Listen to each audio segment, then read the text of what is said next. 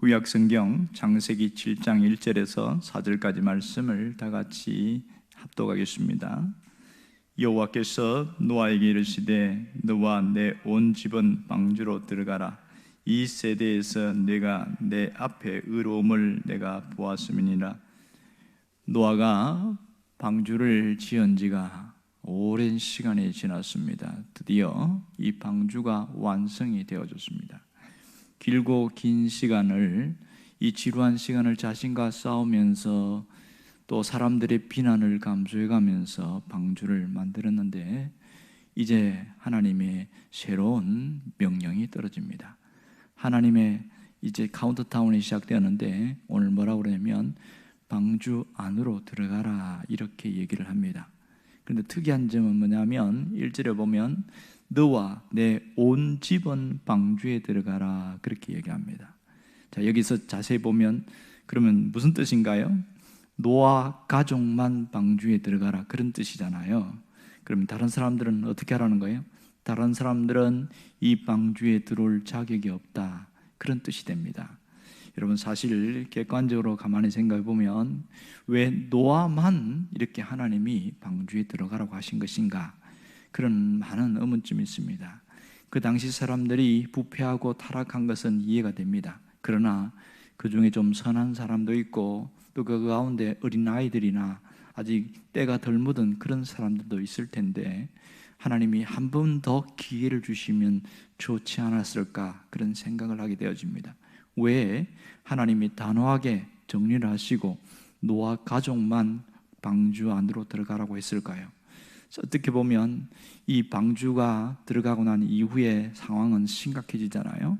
비가 오고 또 지하수가 터지고 이럴 때에 사람들이 살려고 산으로 올라가다가 어떤 많은 사람들은, 노아와 가까이 있던 사람들 중에 특히 비난하고 조롱했던 사람들 중에는 살려고 방주를 문을 두드리면서 한 번만 열어달라고 한 사람도 있었을 것이고, 그 중에 우리는 괜찮으니까 우리 아이들만 해도 살려달라고 몸부림치는 아이들도 있을 텐데, 하나님은 그것에 대해서도 단호하게 거절하시는 그런 모습이 나타나고 있습니다. 왜 하나님은 이렇게 그런 잔인한 모습처럼 너무나 단호한 모습으로 나타나고 있는 것인가 하는 그런 생각을 합니다. 여러분, 하나님이 어떤 분인지 우리가 잘 알아야 됩니다. 하나님은 정말 무자비한 그런 분이 아닙니다. 하나님은 두루 온 땅을 다니면서 하나님 앞에 어떤 자가 서 있는지를 먼저 보기를 원하시고 그런 사람을 찾는다, 이렇게 이야기를 하고 있습니다. 오늘 여기서 오직 노아 가족만 하나님이 구원하시려고 하는 데는 분명한 뜻이 있습니다.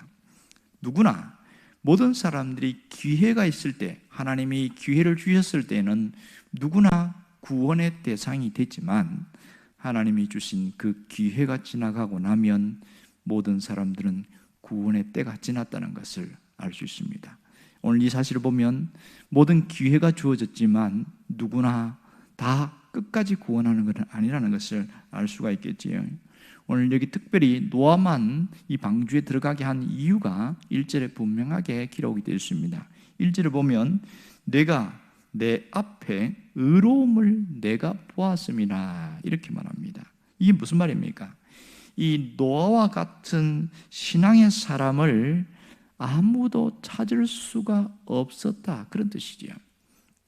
그동안 노아 같은 사람을 찾으려고 하나님이 한 명이라도 구원하는 것이 하나님 뜻이니까 찾고 또 찾았지만 다 부패하고 다 악해져서 더 이상 찾을 수가 없게 되더라는 거예요.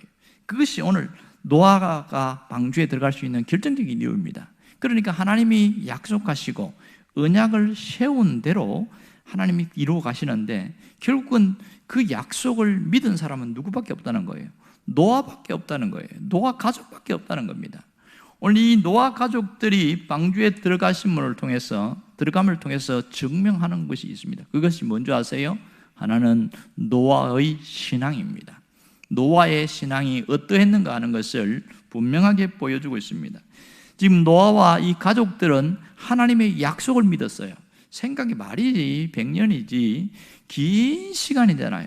다른 사람들은 그 100년 동안에 자기 할 짓 다 하고 먹고 놀고 즐기고 자기 하고 싶은 것 모든 것 다 하면서 살아온 그 긴 시간을 노아와 그 가족들은 뭘 했어요?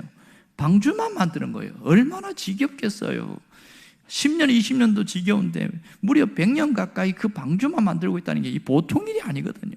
그러면서도 그냥 만든 게 사람들을 도움을 요청했을 때 도와주는 사람이 과연 몇 사람이 있겠어요? 다 미친 사람이라 취급하고 노아 할아버지 정신이 나갔다고 그러고 완전히 그냥 바보 취급하고 이런 상황 속에서 그 상황에서 믿음을 지키는 게 보통 일이 아닙니다. 그 믿음은 하나님의 약속에 대한 믿음이에요. 한 번도 비가 온 적이 없는데 하나님 홍수로 썰어버리겠다고 하는 그것에 대해서 그냥 믿는 거예요. 이해가 안 되지만 받아들인 거지요.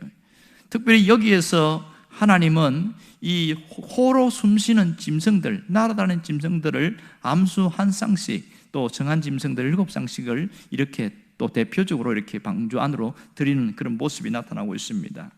자, 여기서 모든 이 짐승들이 멸종하지 않도록 하나님이 마지막 씨가 되는 그런 부분 구별해서 그렇게 넣어놓은 것을 볼 수 있습니다. 자, 성경을 가만히 보다가 특이한 게 하나 있어요. 육지에 다니는 짐승들은 다 멸망했습니다. 하늘로 날아다니는 새들도 다 망했어요. 그런데 바다에 있는 또 육지에 있는 이 물고기들은 안 죽었다는 겁니다. 방주 안에는 물고기 안 들어갔어요. 왜 그랬을까? 왜 하나님은 물고기에 대해서는 심판을 하지 않았을까? 이것을 연구한 학자들은 뭘 이야기하냐면 코로 숨쉬고 호흡하는 모든 짐승들, 자, 어디든지 갈 수 있어요. 그 당시는 5대양 6대주가 붙어 있으니까. 그리고 하늘 나는 새들 얼마든지 자기가 힘이 있으면 갈 수 있어요. 그렇게 해서 하나님이 특별히 물고기들이나 물속에 있는 짐승들보다 또 물고기보다 더 존귀하게 만들었고 더 뛰어나게 만들었습니다. 그런데 이들이 인간이 타락함으로 인해서 그들도 함께 망하게 되어버린 그런 겁니다. 그러나 물고기들은 유일하게 하나님이 그렇게 남겨놓으신 걸 알 수 있습니다. 놀라운 것은 이 방주 안에 들어갔다는 것을 통해서 뭘 알 수 있냐면 방주 안의 삶은 새로운 삶이 시작되었다는 것을 증명하고 있습니다. 새로운 삶입니다. 방주에 들어가기 전의 삶과 방주 안의 삶은 완전히 달라진 삶이었습니다. 여러분, 담장을 하나 쌓아놨을 때에 담장 안과 밖이 다른 거죠. 이건 우리가 잘 이해가 안 되는데 가끔 큰 집에 갔다 온 사람들 얘기 들어보면 확인하게 합니다. 여기서 큰 집은 교도소를 말합니다. 그분들은 경제사범으로 있든지 아니면 어떻게든지 어쩔 수 없이 그렇게 사고를 일으켜서 그렇게 교도소에 들어갔다 온 사람들은 이 생활 자체가 완전히 폐쇄적이고 새로운 삶이라고 그럽니다. 사실 방주 안의 삶은 이 그동안의 삶과 완전 전혀 다른 삶이라는 것을 오늘 분명히 얘기하고 있습니다. 자, 오늘 하나님께서 하신 말씀과 이 사실을 통해서 우리가 알 수 있는 게 뭡니까? 두 가지를 분명히 기억해야 됩니다. 하나는 하나님이 찾으시는 노아와 같은 신실한 신앙인이 되라는 겁니다. 우리가 어떤 사람이 되야 됩니까? 하나님의 약속을 믿고 하나님의 언약을 믿고 이런 신실한 신앙인으로 살아갈 것을 주님이 원하시는 거죠. 또 하나는 우리가 예수를 믿고 거듭난 사람이라면 새로운 삶을 살아가야 된다는 겁니다. 새로운 삶의 방식을 받아들이고 그 삶을 살아가야 된다. 그것을 얘기하고 있는 겁니다. 정말 중요한 것은 우리가 살아가는 방식이 신앙인들은 달라야 된다는 것을 알고 있습니다. 그런데 이에 대해서 세상에 있는 사람들은 상당히 많은 도전장을 던집니다. 특히 예수 믿는 사람에 대해서 상당히 도전을 하고 있는데 그게 뭐냐면 왜 이렇게 너희들은 왜 골수냐는 거예요. 어떤 적당히 좀 타협도 하고 양보도 하고 서로 화합을 위해서 서로 이 모임을 좋게 하기 위해서 분위기도 좋게 하기 위해서 이렇게 좀 포용력을 가져야 되는데 특히 예수 믿는다고 하는 사람들은 왜 이 모양이냐는 거예요. 왜 독불장군처럼 지만 잘났다고 그러고 지만 대단하다고 그러고 자기가 믿는 종교가 최고라고 그러고 그렇게 살아가냐 이렇게 이야기합니다. 심지어 하나님의 존재, 하나님이 하시는 일 자체에 대해서도 상당한 도전을 합니다. 의문을 던지고 비난을 합니다. 특히 오늘 이 모습처럼 하나님의 심판에 대해서는 더 가차없이 몰았습니다. 아니 하나님의 사랑의 하나님이라고 하지 않았냐고. 사랑의 하나님이 이렇게 사람들을 쓸어버리고 그렇게 잔인하게 죽일 수 있느냐, 그게 무슨 사랑의 하나님이냐 이러면서 소리를 치고 있는 거예요. 그러면서 예수를 믿는 사람들도 하나님이 사랑의 하나님이면 너희들도 사랑이 많아야 될 거 아니냐, 내가 보니까 사랑이 하나도 없고 오히려 더 욕심도 많이 부리고 더 엉망으로 사는데 그런 하나님 나도 안 믿겠다 이러면서 더 비아냥거리다 화가 막 치밀어 오르게 만든 거죠. 사실은 이 하나님이 없는 사람들은 더 자기 마음대로 살아가요. 더 악하게 살아가고 더 타락해 있는데도 불구하고 겉은 고상한 척 하는 거죠. 정말 하나님이 사람들 앞에서 그 속에 있는 것을 확 까발려 버리면 어떻게 될까요? 창피해서 눈 뜨고 다닐 수가 없는 그런 상황이 될 겁니다. 여러분, 오늘 여기서 분명한 것은 하나님은 누구에게나 공정하시다, 이걸 알아야 됩니다. 구원에 관련해서도 하나님이 또 주는 선물, 상급에 관련해서도 누구에게나 공정하시다는 겁니다. 특별히 하나님은 약속하신 것에 대해서는 분명히 지키시는데 그 하나님이 약속하신 것을 따라가는 사람은 믿음이 조금 모자라도 또 내가 신앙 연륜이 작아도 그 따라가는 사람에게는 그대로 하나님 허락하십니다. 정말 믿음의 사람에게 가장 중요한 게 뭐냐? 신앙입니다. 신앙인데 어떤 신앙이냐는 거예요. 이 두 가지를 알아야 되는데, 하나는 하나님에 대한 신앙이 있어야 됩니다. 그런데 하나님을 믿으면서 하나님 눈에 안 보이니까 자기가 옛날에 믿던 모습처럼 하나님을 생각하고 믿는 경우가 많아요. 그래서 하나님께 기도할 때도 막 이렇게 하고 막 모습도 그러고 아직도 못 부리는 사람 굉장히 많습니다. 의식이 안 바뀌어요. 정말 의식이. 그게 뭐냐면 가장 큰 게 뭐냐면 기복주의인데, 알긴 아는데 내 안에 그냥 기복주의가 깔린 그 의식이 안 바뀌어요. 왜 그러냐면 하나님이 어떤 분인지, 하나님이 무엇을 좋아하는지, 하나님의 성품이 무엇인지 이걸 잘 모르는 거예요. 그러니까 한마디로 말해서 하나님에 대하여 잘 모르는 거예요. 그러니 자기 방식대로 하나님을 섬기는 겁니다. 여러분, 우상과 하나님에 대한 차이가 확연하게 다른 게 뭔지 아세요? 우상은 내가 섬겨드릴 테니까 나한테 요구하지 마세요. 나한테 이래라 저래라 하지 마세요. 이게 우상이에요. 근데 하나님은 아니거든요. 하나님은 내가 하나님 앞에 하는데 너 내가 원하는 대로 해. 이게 차이가 있어요. 그런데 교회 다니는 사람들 중에서도 그거 싫어하는 사람이 굉장히 많습니다. 그래서 하나님을 모르면 한평생 섬기고서도 잘못된 하나님을 섬기고 있는 거예요. 또 하나는 뭐냐면 하나님에 대한 나의 신앙 표현이에요. 이게 신앙이라는 거예요.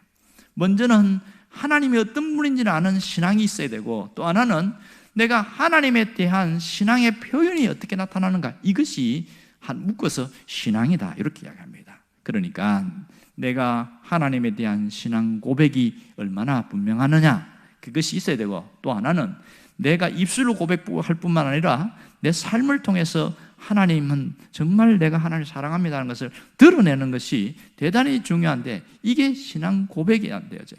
자, 그래서 신앙생활을 제대로 하는 분은 첫 번째는 좀 돼요. 하나님을 알고, 그래도 하나님 내가 잘 섬겨야지, 하나님 이런 분이니까 되는데, 두 번째에서 말로는 되는데 행동은 안 되는 거예요. 내가 억울한 일을 당했어요. 속상하고 화가 났어요. 그런데 자기 성질머리를 갖고 있는 사람들은 열받아 갖고 나 자존심 상했다고 거기서 갖다 쏟아 부어버리고 오만 말 퍼붓고 뭐 이러는 거예요. 이게 뭐예요? 그래가지고 아니 예수 믿는다면서 권사라면서 그렇게 해도 돼? 한번 툭 지르면 얼마나 창피하냐고. 이게 왜 이렇습니까? 삶을 통해서 하나님에 대한 신앙 표현이 없어졌어요. 자기 성질대로 살아가는 거예요. 이게 가장 큰 문제겠지요. 우리가 하나님 때문에 참고 내가 하나님의 영광 가리지 않으려고 내 자존심 구기더라도 막 속상하고 화가 나도 막 꾹꾹 참고 하나님 앞에 와서 펑펑 울면서 하나님 그럴 수가 있습니까? 내가 이렇게까지 살아야 됩니까? 그러면서 견뎌나가는 것, 그 자체가 하나님을 잘 섬기는 신앙 표현이란 말입니다. 오늘 우리가 이런 믿음이 있기를 원합니다. 노아는 자신의 신앙을 표현했어요. 무엇으로 표현했어요? 자기 삶을 통해서 표현하고 자기 고백을 통해서 표현했습니다. 노아가 표현한 건 딱 뭐예요? 하나님 시킨 대로 한 거예요. 야, 방주 지어라. 하나님 언제 동안 지으라는 거 없습니다. 그 당시 연장도 제대로 없으니까 시간이 굉장히 많이 걸리잖아요. 방주를 짓는데 얼마나 지겹고 얼마나 힘듭니까? 그것도 1층, 2층, 3층, 그러니까 4층 높이까지 지어야 되니까 어마어마한 공학 기술이 들어가야 되면 건축 기술이 있어야 되는데 이게 보통 일입니까 이게? 그런데 무던히 시키는 대로 하고 있잖아요. 또 홍수가 날 것이니까 준비해라. 아무것도 모르고 그냥 하는 거예요. 약속을 붙들고 너희 가족은 내가 구원할 것이다. 그 약속 붙들고 가는 거예요. 이것이 하나님은 노아는 하나님과 동행했다 이렇게 나옵니다. 자기 잘난 체 안 하는 것이 동행에 가장 중요합니다. 그리고 힘들고 어려우면 하나님 찾습니다. 하나님, 내가 이렇게 속상하고 화가 나고 억울합니다. 어떻게 할까요? 그래도 참아라. 그럼 꼭 참는 거예요. 그리고 또 견디고 하루 지나고. 노아가 그렇게 살았다는 거죠. 그리고 이 노아가 오늘 여기는 뭐라고 표현되어 있습니까? 하나님이 그 의로움을 보았다 그랬어요. 하나님이 의로움을 보았다는 게 뭡니까? 하나님의 기준에 맞춰 살려고 하고 하나님이 원하시는 뜻대로 살아가려고 하는 그 모습, 막 속상하고 화가 나도 참는 그 모습을 하나님 봤다는 거예요. 그래서 내가 방주에 너희 가족을 드렸는 거다. 딱 이렇게 한마디 하시는 거 아닙니까? 하나님은 지금도 이 노아처럼 이런 모습으로 신앙생활을 하는 사람들을 찾고 있다는 사실이에요. 하나님은 너희의 의로움을 내가 보았노라. 그런 하나님의 음성이 있기를 원합니다. 그런 믿음의 흡족한 표현이 있기를 원해요. 우리는 예수를 믿는다는 것은 새로운 삶의 방식으로 살아가는 사람이라는 것을 잊지 않아야 됩니다. 여러분, 새로운 삶의 방식이 뭡니까? 죄와 결별하고 하나님과 함께 연합해서 같이 가려고 하는 것이 새로운 삶의 방식입니다. 자, 이전에는, 예수 믿기 전에는 내 욕심대로 살았어요. 내 하고 싶은 대로 마음대로 했어요. 근데 예수를 믿고 나니까 주인이 바뀌었잖아요. 하나님이 주인이시잖아요. 그러니까 내가 욕심대로 살지 않고 내 욕심 내려놓고 거룩한 욕심이 생기는 거예요. 세상의 욕심이 아니라 거룩한 욕심으로 바뀌어버렸어요. 또 내 하고 싶은 대로 했던 그것이 이제는 내려놓고 하나님이 원하시는 대로 자꾸만 방향을 틀어나가는 거예요. 이게 새로운 삶의 방식입니다. 이게 예수 믿는 사람의 모습입니다. 이렇게 새로운 삶의 방식으로 살아가라고 그렇게 해서 하나님 우리에게 준 게 뭔지 아세요? 세례예요. 그것이 사람들에게는 눈에 보이는 물세례로 나타나서 공적으로 예수 믿는 사람이라는 증거지만 영적인 면에서는 이 세례는 과거에 나를 다스렸던 그 죄와 결별합니다. 이 뜻이거든요. 신앙적으로는 세례는 죽음을 뜻해요. 더 이상 세상적인 모습과 세상의 방법으로 살아가지 않겠습니다는 그 결별 선언이 세례입니다. 어마어마한 거죠. 그리고 이제는 하나님만 섬기는 새로운 삶을 살겠습니다. 그런 결단이 세례입니다. 노아가 방주 안에 들어가는 것은 새로운 삶의 방식입니다. 그 안에 들어가서 그는 세속에 계속 영향받고 타격받는 것에서 딱 끊어버리고 구별된 삶이 그 속에 시작되어 있겠죠. 노아가 방주 안에서 뭐 했겠어요? 거기서 하나님 앞에 예배드리는 시간들이 얼마나 많았겠냐고요. 구별된 삶입니다. 여러분, 정말 우리가 새로운 삶을 살아가지 않으면 끊임없이 우리 안에서 갈등과 싸움이 있습니다. 누구 말대로 하얀 늑대와 검은 늑대가 우리 속에서 끊임없이 싸우는 거, 끊임없이. 잘 알지요? 우리 속에 두 마리 늑대가 있다고 그러는데 하나는 검은 늑대고 하나는 하얀 늑대가 있대요. 그래서 싸움은 누가 이길까? 그렇게 물었더니 뭐라고 그래요? 누가 이깁니까? 검은 늑대는 세속의 정욕에 물든 것이고 하얀 늑대는 거룩한 것이고 그렇게 생각합시다. 싸웠을 때 누가 이길까요? 먹이 주는 놈이 이긴다 이랬어요. 먹이 주는 놈이 이긴다는 거예요. 정말 중요한 표현이지요. 먹이를 많이 먹는 놈이 이긴다는 거예요. 내가 이 갈등 앞에서 어디에 내가 관심을 갖고 어디로 방향을 트느냐에 따라서 달라진다는 거예요. 우리 안에는 끊임없는 이런 갈등과 분쟁과 전쟁이 일어납니다. 그러나 내가 새로운 삶을 방식으로 돌이켜야지. 끊임없이 그렇게 돌이켜 나가게 될 때는 영적인 삶으로 바뀌어집니다. 하나님은 그걸 보시는 거예요. 오늘 여기서 노아의 의로움을 보았다는 것은 우리의 식으로 이야기하면 새로운 삶의 방식으로 살아가려고 하는 그 몸부림, 그걸 하나님 보신다는 겁니다. 여러분이 그 사람 되기를 원합니다. 이런 사람이 주시는 하나님의 보상이 있습니다. 하나님의 축복이 있습니다. 그게 뭔지 아세요? 영권 회복입니다. 영권 회복. 영권 회복은 영적인 권세를 우리에게 주신다는 거예요. 영적인 능력을 우리에게 주신다는 겁니다. 여러분, 끝보기는 멀쩡한 사람 같아도 영권을 가진 사람과 안 가진 사람은 어떻게 차이 나는 줄 아세요? 그냥 쳐다볼 때는 똑같아요. 그러나 어떤 중요한 순간에 딱 부딪힐 때는 영권을 가진 사람은 거기서 강력한 능력이 나타납니다. 그러나 영권이 없는 사람은 짓밟혀버려요. 무능한 사람으로. 하나님이 우리에게 영권을 주실 때에는 세상 사람들에게 무시당하지 않고 세상 사람들이 꼭 거기에 권위에 굴복하게 만들어버립니다. 이게 하나님이 주신 놀라운 축복입니다. 우리가 구별된 방식, 새로운 삶의 방식을 찾고 할 때 얼마나 힘들고 얼마나 어렵습니까? 그러나 하나님은 강력한 무기를 주셔서 강한 자가 되게 하십니다. 겉으로는 몰라요. 삶에서 하나님이 특별히 도우시는 것이 하나님은 안 보이는데 저 사람은 뭔가 하면 돼. 그걸 보게 하시는 거예요. 누가 이런 하나님의 축복을 누립니까? 영권을 가진 자에게 주시는 능력이겠죠. 이런 자는 하나님이 결국은 모든 사람들이 나를 괴롭히고 나를 힘들게 했던 사람들이 오히려 나를 존귀한 자로 하나님이 만들어내는 역전의 드라마가 이어진다는 겁니다. 우리에게는 이 하나님의 능력이 있습니다. 그래서 이렇게 다른 방식으로 살아가게 되어질 때에 놀라운 하나님의 특권이 있다는 걸 알고 끝까지 믿음으로 살고 끝까지 인내하고 끝까지 견뎌나갈 수 있기를 주의 이름으로 축원합니다. 함께 기도하겠습니다.